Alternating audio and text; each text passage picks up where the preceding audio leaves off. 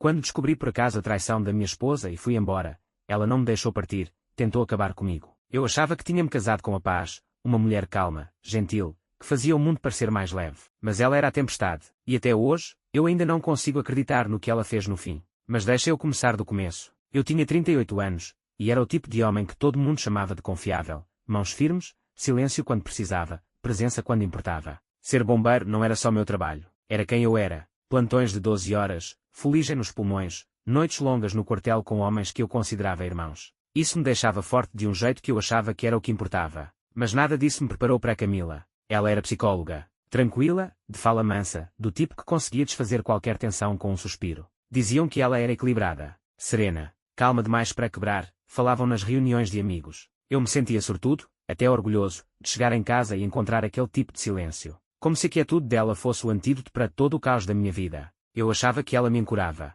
E como eu precisava daquela âncora. A gente se conheceu por amigos em comum, um churrasco no fim da primavera. Ela usava um vestido amarelo e segurava um copo de suco de limão. Eu lembro disso. Parecia que ela não pertencia àquele mundo ao redor. Ela me deu um sorriso só, e foi o suficiente. 2 anos depois, nos casamos. 9 anos juntos, sem filhos, mas com uma casa sempre em ordem e uma rotina tranquila, cheia de pequenos hábitos. As pessoas brincavam que a gente era o casal estável, o centro calmo no meio da tempestade. E eu nem ligava. Usava esse rótulo com orgulho. O que eu não percebia, naquela época, era que nem sempre o silêncio significa paz. Às vezes, ele esconde coisas que apodrecem. E quando eu finalmente percebi o cheiro, já era tarde demais. A vida, por muito tempo, foi constante, previsível. Eu fazia meus plantões no quartel, 12 horas direto, às vezes mais, quando o pessoal estava desfalcado. Chegava em casa e o ambiente era sempre meio escuro, com cheiro de incenso ou chá de ervas no ar. Camila geralmente estava no escritório dela, sentada no sofá com as pernas cruzadas, escrevendo no diário de sessões ou encarando a lareira como se lesse segredos nas chamas. Ela conduzia grupos de apoio, principalmente para quem passou por traumas. Mulheres lidando com separação, veteranos com problemas de raiva, gente destroçada pelo luto. E ela era boa no que fazia, calma, centrada. Às vezes eu ficava na cozinha ouvindo sua voz baixa passar pela porta entreaberta, enquanto ela guiava aquelas pessoas pela dor como se costurasse feridas com palavras. À noite, a gente fazia jantares, luz baixa, já se tocando ao fundo, pratos veganos que ela preparava com cuidado, taças de vinho, risadas contidas. Os amigos brindavam ao casal forte, e Camila dava aquele sorriso perfeito, na hora exata. Mas nunca encostava na minha mão, nem por baixo da mesa, nem uma vez. É curioso como a gente esquece de reparar em certas coisas quando vive cansado, o fato de alguém rir do seu lado, morar na sua casa, dormir na sua cama, e mesmo assim parecer tão distante como se vivesse em outro planeta. Ela não era cruel, nem fria, só, ausente, de um jeito que eu não sabia nomear. Era como dividir a vida com um reflexo, algo que se parecia com o amor, que agia como amor, mas que não tinha peso nenhum. E eu me convencia de que aquilo era normal, que amor adulto era assim mesmo,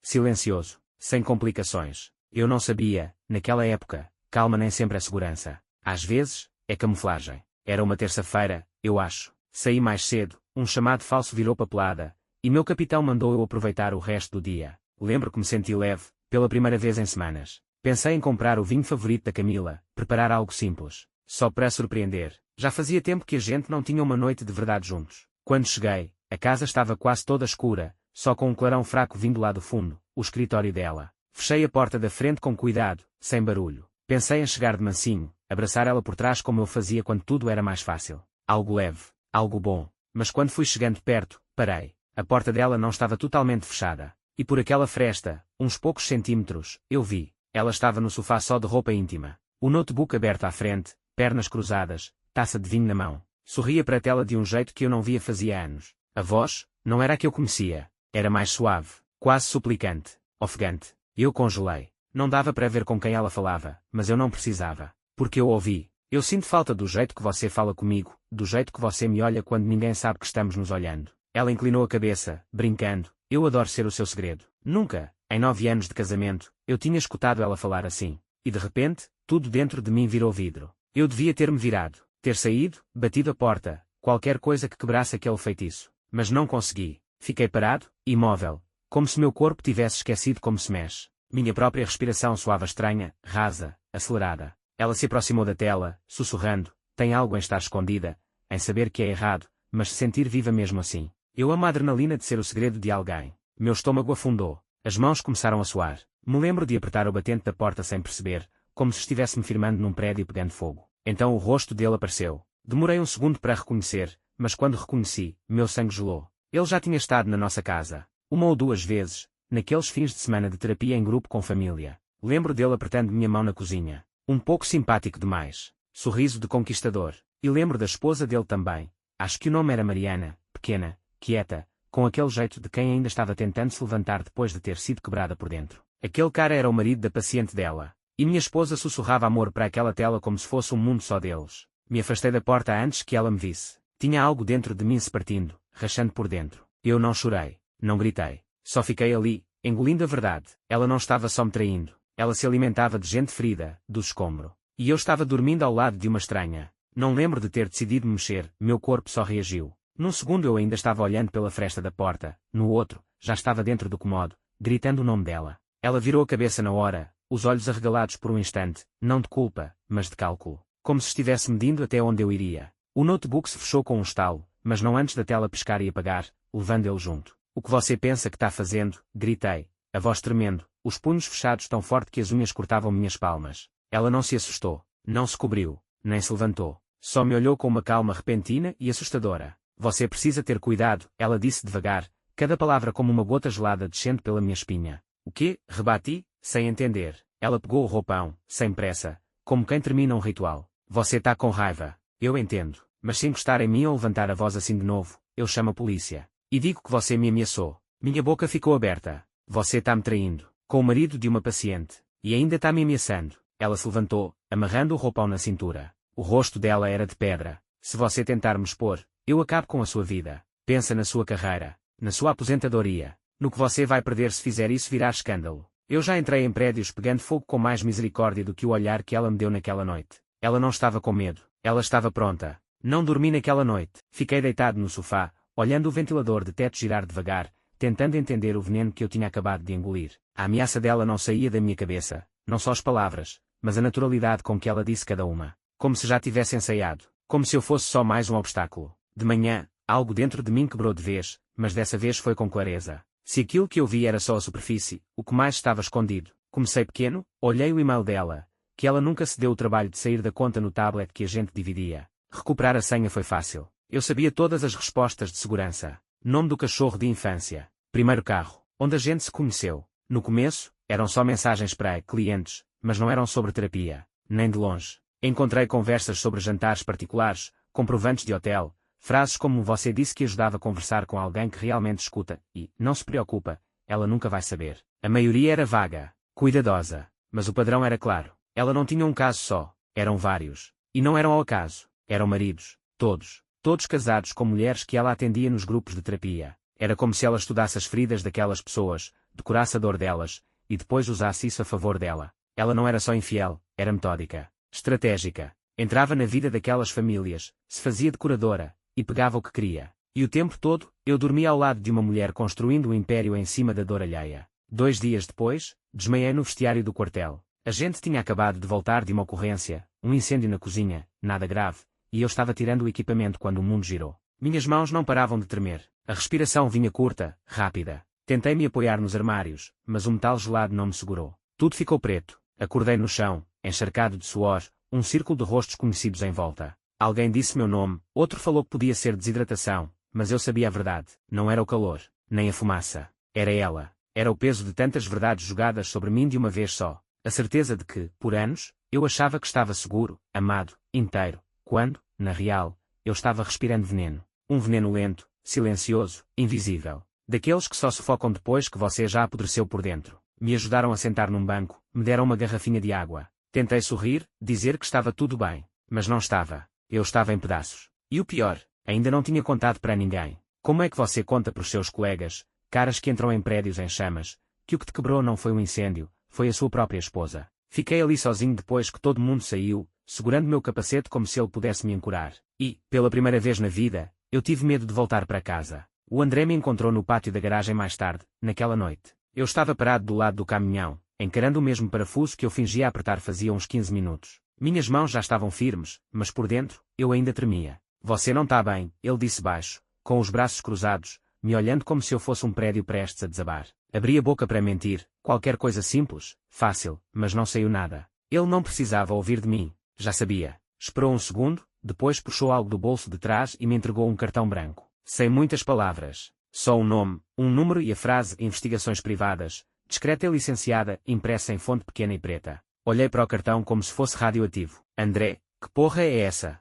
Ele nem piscou. Um cara que eu usei ano passado. Para o meu irmão. História longa. Mas confia em mim, esse cara acha coisa que você nem sabia que existia. Comecei a balançar a cabeça, mas ele me cortou. Escuta, ele disse, baixando o tom. Eu não sei tudo o que está acontecendo, e nem preciso saber. Mas eu conheço esse olhar, irmão. Já vi cara queimado vivo com um olhar mais tranquilo que o seu. Virei o rosto. Não queria chorar. Não ali. Não na frente dele. André pôs a mão no meu ombro. Ela não está só te traindo, ele disse. Ela está manipulando pessoas. Gente que já está quebrada. Isso não é só infidelidade. Ele se inclinou, a voz mais firme agora. Isso é perigoso. O nome do detetive era Roberto Lima, ex-policial, voz baixa, sempre com aquele olhar de quem escuta o que vem por trás das palavras. Quando liguei para ele, não quis saber os detalhes por telefone. Só disse, me encontra amanhã, 8 da manhã, na mesa do canto da lanchonete do Zé. Leva tudo que você tiver. Não preguei o olho naquela noite. Na lanchonete, ele ouviu enquanto eu contava tudo, não só os casos, mas o padrão. As pacientes, a manipulação emocional, o abuso de poder. Cada palavra parecia pesar mais do que a anterior,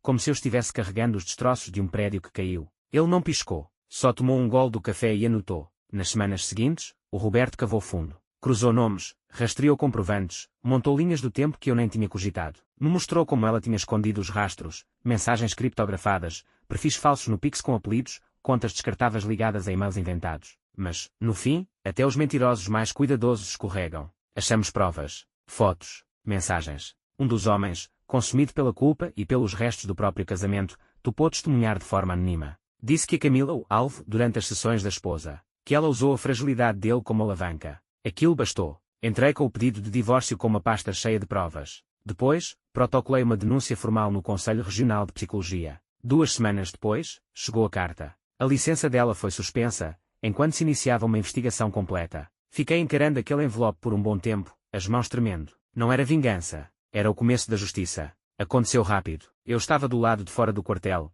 terminando um relatório em cima do capô do caminhão, quando ouvi os gritos. No começo, não reconheci a voz, só o tom, desesperado, descontrolado. Virei e vi ela, Camila, no meio do estacionamento, com o cabelo desgrenhado, o rosto distorcido entre raiva e desespero. As mangas da blusa arregaçadas, revelando hematomas nos braços e um corte leve no rosto. Ele me bateu, ela gritou, me ameaçou. Está tentando destruir a minha vida. Por um instante, ninguém se mexeu. Depois vi as cabeças virando, uns recrutas novos, o subcomandante, até o André saindo da garagem. Fui andando na direção dela devagar, o calor subindo na nuca. Camila, falei baixo. O que você está fazendo? Ela recuou como se eu tivesse levantado a mão, mesmo com a distância entre a gente. Ele é perigoso, ela gritou, apontando para mim. Ele está obcecado em me destruir. Invadiu minhas contas, está-me perseguindo. Olhei em volta. Os caras me conheciam, mas já dava para sentir a dúvida se formando nos olhos deles. Não era acusação. Ainda não. Mas era hesitação. E isso era pior. Mesmo com as câmaras do quartel gravando tudo, ela invadindo o local, sem contato, sem ameaça,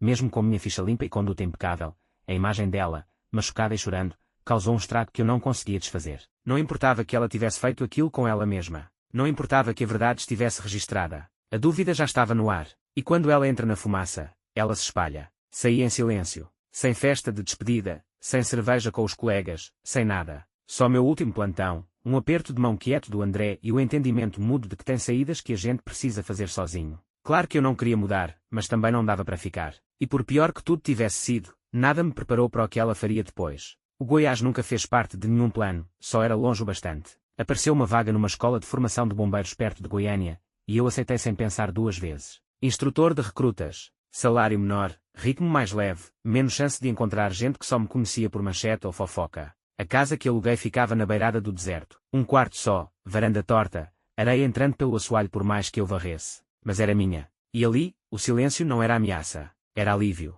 Voltei a observar o céu. O jeito que o sol nascia devagar no horizonte, como uma chama lenta. Como o deserto ficava dourado antes do anoitecer. Tinha dias em que eu não falava com ninguém. Só andava pelas trilhas atrás da cabana, ouvindo o vento e deixando o sol levar embora o que restava do homem que ela tentou apagar. Ficava-me perguntando, como deixei isso acontecer? Como deixei alguém tão calma, tão calculista, me fazer duvidar do meu próprio valor? Eu era protetor, bombeiro. Eu corria para o caos. E mesmo assim, deixei o caos viver comigo, dormir ao meu lado. Mas aqui, eu não era o marido de ninguém. Não era sombra de ninguém. Eu era só um homem respirando o ar seco do deserto, tentando lembrar quem era antes do fogo começar. O deserto tem um jeito de te acordar cedo, sem despertador, sem buzina, só a luz entrando pelas frestas da janela e o sussurro do vento batendo na terra rachada. Comecei a correr antes do amanhecer, não para treinar, nem para fugir, só para me mexer, só para sentir algo firme debaixo de mim quando tanta coisa da minha vida tinha virado pó. Aquele silêncio era diferente do que eu conhecia, não era vazio, era verdadeiro. Um dos instrutores mais velhos da escola, um tal de Eduardo, paramédico aposentado, me puxou de lado depois de uma aula e falou: "Você devia ir no grupo." Eu entendi o que ele queria dizer. Eles faziam reuniões semanais num centro comunitário a uns 20 minutos da cidade. Primeiros socorristas, veteranos, gente que viu o pior do mundo e carregava isso na pele como uma segunda camada. Eu não queria ir, mas fui. Na primeira noite, fiquei lá atrás, de braços cruzados, meio ouvindo, meio não. Falaram de protocolos, perdas em combate, separações, vícios. Ninguém exagerava nada, nem precisava. Dava para ouvir o peso nos silêncios. Com o tempo, eu falei. Contei sobre a Camila, sobre a manipulação, sobre ver minha casa virar o palco da doença de outra pessoa, sobre como a traição nem sempre grita, às vezes sussurra por anos. Ninguém se mexeu. Ninguém questionou se aquilo era abuso de verdade. Só a sentiram com a cabeça. E naquela sala silenciosa, pela primeira vez na vida, eu me senti visto, não como vítima, nem como sobrevivente, mas como um homem que, finalmente, estava aprendendo a respirar de novo. Alguns meses se passaram. Numa noite, depois de uma reunião do grupo, sentei na escrivaninha da cabana e comecei a escrever, não para ninguém, só para mim. Escrevi sobre como é ser um homem que ninguém acredita que pode quebrar, sobre como o abuso nem sempre deixa marcas visíveis. Às vezes ele vem disfarçado de calma, o silêncio usado como forma de controle. Escrevi sobre a Camila, sem nome, sem detalhes, só o padrão. Sobre como alguém pode estudar sua bondade e virar isso contra você. Como até homens fortes, bombeiros, pais, líderes, podem ser destruídos pela corrosão lenta da confiança. Quando terminei, li 2 vezes e mandei para uma revista nacional voltada para profissionais da área de resgate, usando um pseudonimo. Não esperava nada, só precisava tirar aquilo de dentro de mim. 2 semanas depois, estava em todo lugar. Deram o título, Quando o incêndio é dentro de casa. Os e-mails começaram a chegar. Mensagens de homens que eu nunca tinha visto, alguns ainda casados, outros já separados há anos, todos me agradecendo por dizer o que eles nunca tinham conseguido. Alguns sussurravam suas histórias como se fossem segredos. Outros só diziam: "Achei que era só comigo." Até algumas mulheres escreveram, esposas, irmãs, filhas, dizendo que nunca tinham parado para pensar nesse tipo de dor nos homens que amavam. Continuei anonimo. Não era sobre reconhecimento. Era sobre verdade. Pela primeira vez, eu não sentia vergonha do que tinha vivido. Sentia orgulho de ter sobrevivido. Uma semana depois que o artigo foi publicado, ela me encontrou. Eu voltava de uma corrida, os tênis cobertos de poeira da trilha atrás da academia, quando a vi parada na beirada do estacionamento. Camila. Ela destoava dali, arrumada demais para o deserto. O vento mexendo na barra do casaco, as mãos unidas na frente do corpo, como se esperasse algo solene. Meu peito apertou, mas continuei andando. "Tiago", ela chamou baixinho, sem desespero, sem raiva, só, calculado, como se cada palavra tivesse sido escolhida a dedo. Parei a uns 3 metros dela, o maxilar travado. Ela deu um sorriso ensaiado. Eu li o texto. Estava lindo. Não falei nada. Não vim brigar, continuou. Vim porque mudei. Tô fazendo terapia, de verdade agora. E queria dizer, desculpa, por tudo. Fiquei parado ali, o suor secando na pele, o coração batendo alto demais para ignorar. A voz dela era a mesma que usava com os pacientes, calma, mansa, quase clínica. "Você destruiu pessoas", falei, por fim. "Usou elas. Usou a mim. E agora quer encerramento." Ela inclinou a cabeça. A gente cresceu. Achei que podíamos encontrar algum tipo de paz. Tive vontade de rir, não de graça, mas de incredulidade. Paz. Dias antes de ela aparecer, um conhecido meu do Conselho Estadual me avisou de uma nova solicitação de licença. Nome diferente, mas mesma formação. Mesmo número de registro. Ela não tinha mudado. Só tinha trocado de disfarce. Eu vi sua nova inscrição, falei. Com outro nome. Por um instante, o rosto dela oscilou. Mas a máscara voltou no segundo seguinte. "Até logo, Camila", disse. Virei as costas e fui embora, sem olhar para trás. 3 dias depois, eu estava no meio do treinamento quando o Eduardo, meu supervisor, veio até mim durante um exercício. O rosto pálido, o maxilar travado. "Onde é que você está morando?", perguntou. Passei a mão na testa, limpando o suor. "Cabana na BR 153. Porquê?" Ele soltou o ar devagar, como se estivesse se preparando para me derrubar. "Recebemos um chamado de lá. Incêndio. Estrutura totalmente consumida. Quando a equipe chegou, já era." Congelei. Não falei nada, nem assenti. Só peguei a chave e dirigi feito louco pelas estradas tortuosas que levavam até o lugar que eu tinha começado a chamar de lar. Ainda havia fumaça no ar quando cheguei. A cabana era só cinza. A varanda tinha desabado sobre si mesma, as vigas retorcidas e negras. A chaminé era a única coisa de pé, como uma lápide. Meus livros, minha cama, meus uniformes, tudo perdido. A caneca com a borda lascada, a placa de madeira gravada a fogo que minha turma me deu na formatura, derretidos, enterrados, apagados. Mas não eram só os objetos que eu lamentava. Era o espaço. Aquele cantinho que eu tinha limpado dos fantasmas. A varanda silenciosa onde eu tomava meu café. As 4 paredes onde, finalmente, eu tinha voltado a respirar. Tudo, destruído. Caminhei devagar pelo chão coberto de fuligem, as botas rangendo sobre o que restava da paz. Fiquei esperando que algo tivesse resistido. Qualquer coisa. Mas não sobrou nada. Um dos bombeiros da equipe que atendeu o chamado se aproximou. Era jovem, educado, visivelmente desconfortável.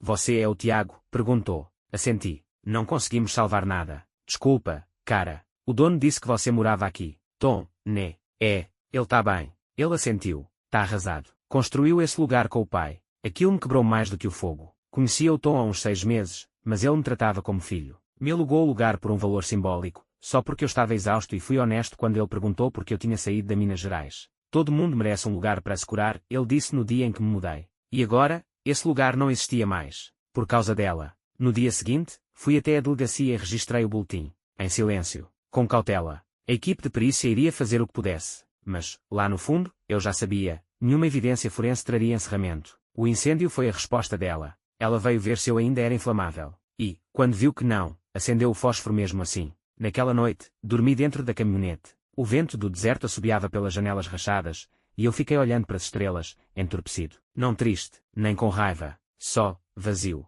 E nesse vazio, algo antigo morreu em silêncio. A parte de mim que ainda esperava por razão. Por justiça. Por algum pedido de desculpas que significasse mais do que autoproteção. Não. Ela não veio buscar cura. Ela veio tentar retomar o silêncio que perdeu quando eu falei a verdade. Mas já era tarde demais. Eu já tinha falado. 2 dias depois, eu estava diante de uma nova turma de recrutas. Não contei o que tinha acontecido. Não era necessário. Mas, quando a gente terminou o treino de Mangueiras, eu parei e disse algo que nem tinha planejado compartilhar. Vocês vão aprender a encarar o calor, a fumaça, o colapso. Esse é o trabalho. Eles assentiram, em silêncio, atentos. Mas quero que lembrem de outra coisa, continuei. Alguns incêndios não chegam com sirene. Alguns começam com amor. Com alguém que sabe exatamente onde ficam seus pontos fracos, e acende o fósforo ali, devagar e em silêncio. Ninguém desviou o olhar. Continuei. Se algum dia vocês se pegarem apagando incêndios dentro de casa, daqueles que ninguém mais vê, incêndios emocionais, que fazem você duvidar da sua própria sanidade, lembrem disso, você não tá maluco. E não é fraco por decidir ir embora.